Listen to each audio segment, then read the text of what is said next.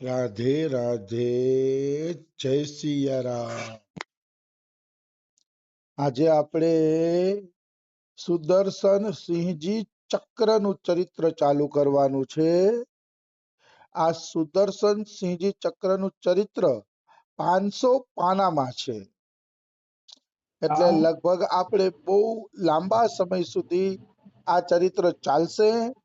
અને સુદર્શન સિંહજી ચક્ર ભગવાન કૃષ્ણને પોતાના નાના ભાઈ માનીને હાલતા હતા। એટલે એ કૃષ્ણને છે ને કન્નુ કહીને બોલાવતા હતા, કન્નુ, કારણ કે કૃષ્ણ એના નાના ભાઈ હતા। ભાઈ ભગવાન તો જેવો તમે ભાવ રાખો ને એવો ભાવ પૂરો કરે છે, બિલકુલ એ બાકી વાત છે। જે પ્રકારનો તમે ભાવ રાખશો એ જ પ્રકારે ભગવાન તમને દર્શન દેશે। એટલે જ ભગવાને ગીતાજીમાં કીધું છે, યે યથા મામ પ્રપદ્યન્તે તાંસ્તેવ ભજામ્યહમ।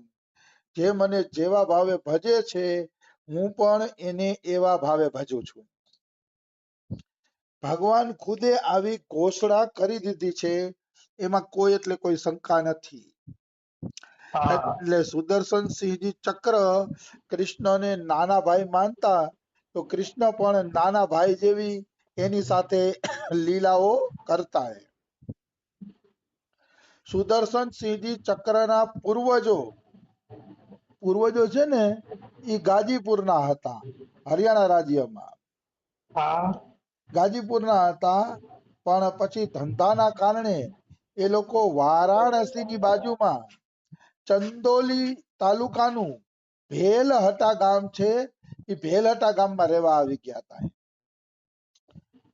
અને ત્યાં સુદર્શન સિંહજીના દાદાએ ગોવર્ધન સિંહે ખૂબ જ પૈસા કમાણા અને ગામના જમીનદાર બની ગયા।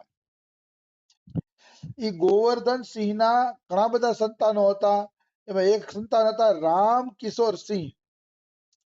રામકિશોર સિંહના ઘરે 14 નવેમ્બર 1911 ના દિવસે સુદર્શન સિંહજી ચક્રનો જન્મ થયો।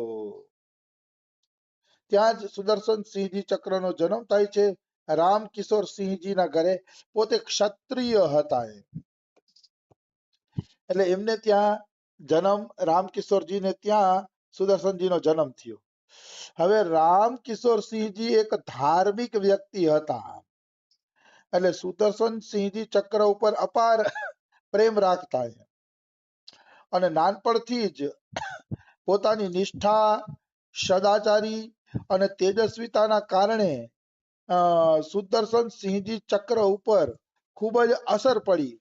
કારણ કે પિતાજી સદાચારી જીવન જીવતા હતા, અને જેના માતા પિતા સદાચારી જીવન જીવતા હોય ને એના સંતાનો એ જોઈ જોઈને શીખી જ જાય।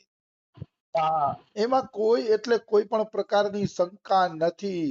માતા પિતા જો સદાચારી જીવન જીવતા હશે તો અવશ્યમેવ છોકરાની અંદર સદાચાર આવશે જ, કારણ કે બાળકો જોઈ જોઈને વધુ શીખે છે। એટલે સુદર્શનજી પોતાના પિતાજીથી નાનપણથી પ્રભાવિત થયા હતા। અને સુદર્શનજી નિશાળે નહોતા બેઠા, એને અક્ષર જ્ઞાન પણ શીખવાડવામાં નહોતું આવ્યું, ત્યાં જ એને દુર્ગા કવચ અને હનુમાન ચાલીસા મોઢે કરાવી દીધા હતા। એના પિતાજી રોજ સુદર્શનને કહેતા, બેટા દુર્ગા કવચ બોલ મારી સાથે। તો દુર્ગા કવચ ને હનુમાન ચાલીસા એ બે એને મોઢે થઈ ગયું હતું।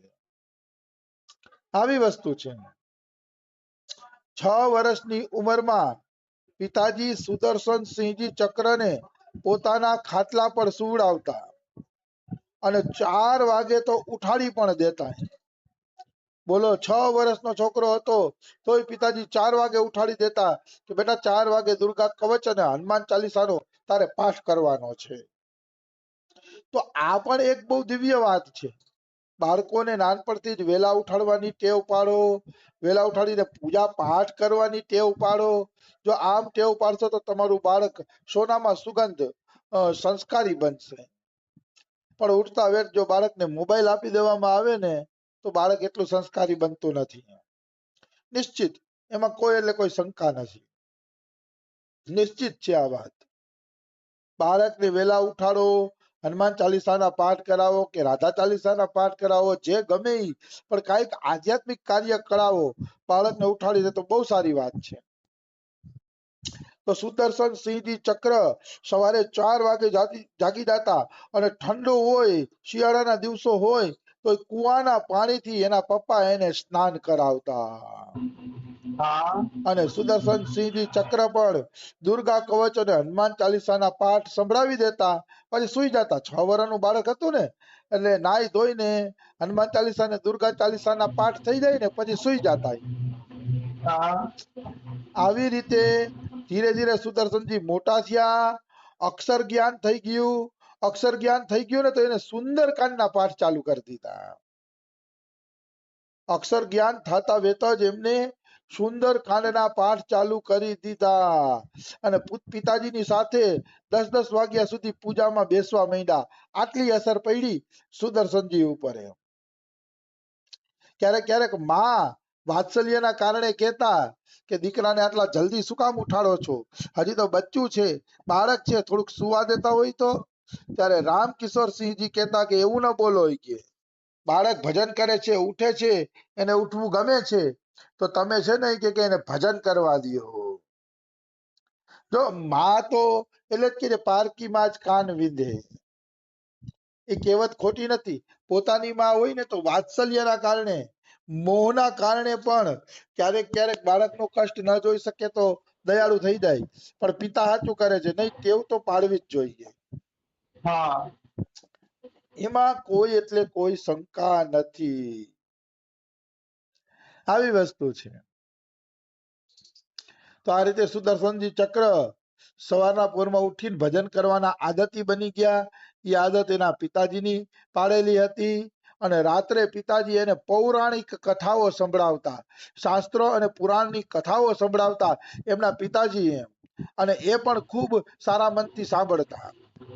હા આ પણ બાળકને સંસ્કારી બનાવવાનું એક લક્ષણ છે કે બાળકને રોજ રાત્રે શાસ્ત્રની કથા સંભળાવવામાં આવે.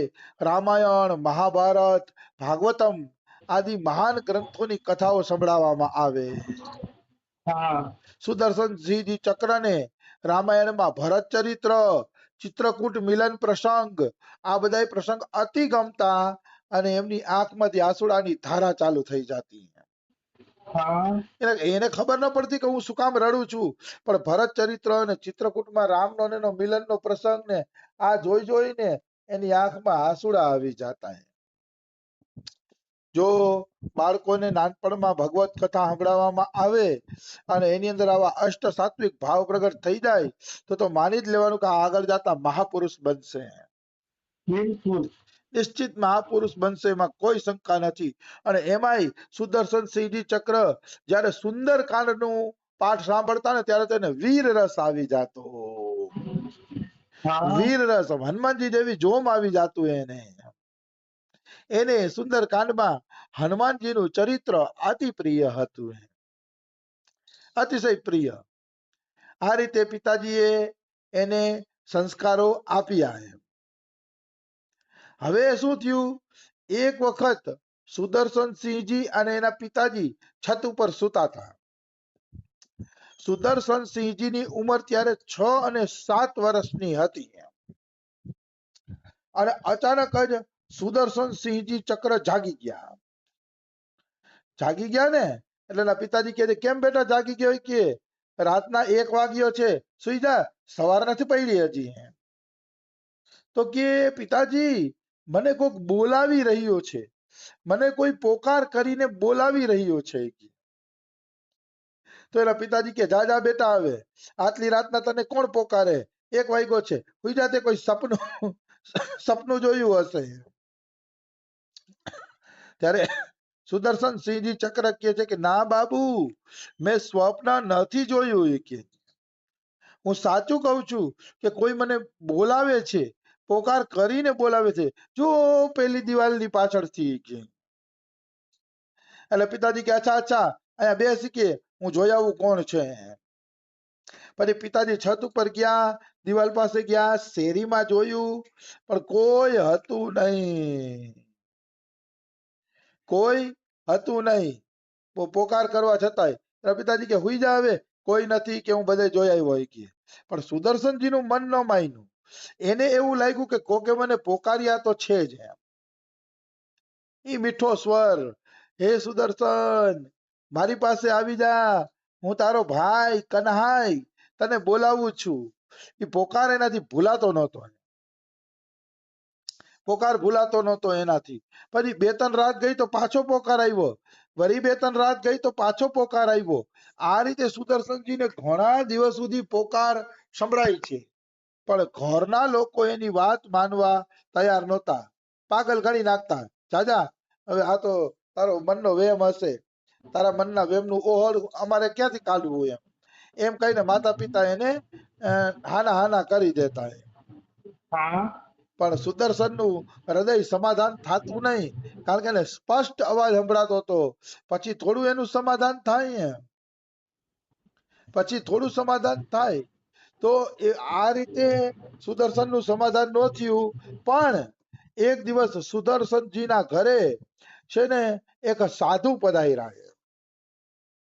સાધુ પધાર્યા ને એટલે સુદર્શન સિંહજી ચક્રએ એ સાધુને કીધું કે મહારાજ, મને કોક રાતે બોલાવી રહ્યું છે, કે ઘરનાવને કહું છું તો માનતા નથી, પણ એવો મીઠો અવાજ છે, જાણે યુગો યુગો થયા ઈ મારી વાટ જુએ છે, મને બોલાવે છે એવું મને લાગે છે કે.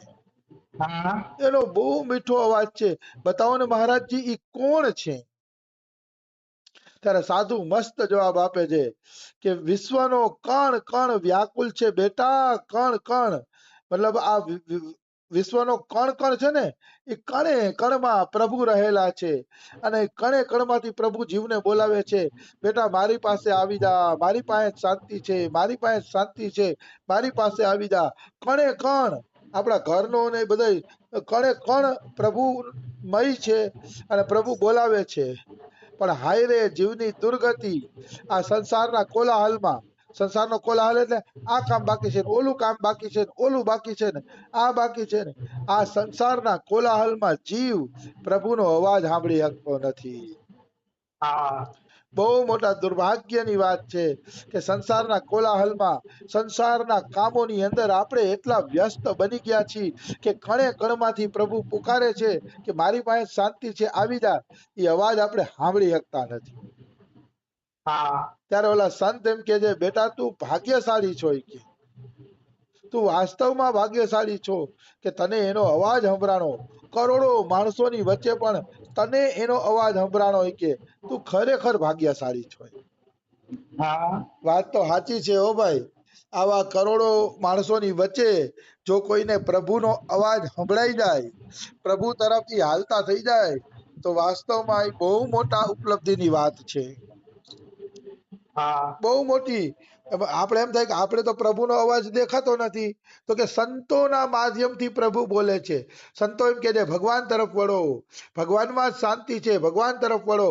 તો એ સંતોના માધ્યમથી પણ ઈ જ પ્રભુ આપણે બોલાવે છે. હા એટલે સંતોની વાણી, સંતોના વચનો ઉપર વિશ્વાસ રાખીને મનુષ્યએ પ્રભુના ભજનમાં લાગી જવું જોઈએ. એમાં કોઈ એટલે કોઈ પણ પ્રકારની શંકા નથી. બોલાવે છે એ વિશ્વ નિયંતા ભગવાન આપણે બોલાવે છે કે જીવ મારી પાસે શાંતિ છે, તું આવી જા, આવી જા, આવી જા. પણ એટલું જરૂર છે કે જેમ રેડિયો છે ઈ અવાજ પકડવાનું માધ્યમ છે, એવી જ રીતે ભગવાનના પોકારને પકડવાનું માધ્યમ છે સંતો. સંતોના હૃદયમાં બેહીને ભગવાન બોલશે કે હે જીવ તું ભગવાન તરફ વળી જા. હા માધ્યમ તો સંતો છે, એમાં કોઈ એટલે કોઈ પણ પ્રકારની શંકા નથી. બિલકુલ સંતોના માધ્યમ દ્વારા જ ભગવાન છે ને એ જીવને બોલાવે છે. સંતોની અંદરથી જ બોલાવે છે, કારણ કે ભગવાન પોતે સત્સંગ કરવા નથી આવતા, પણ સંતોના માધ્યમથી જીવોને પોતાની તરફ બોલાવે છે. તો સુદર્શનજીને આ અવાજ સંભળાતો તો, આ અવાજ કેવો છે, કોનો છે, એ બધું આપણે કાલે હવે લેસી. આજે સમય થઈ ગયો છે. રાધે રાધે, જય સિયારામ. રાધે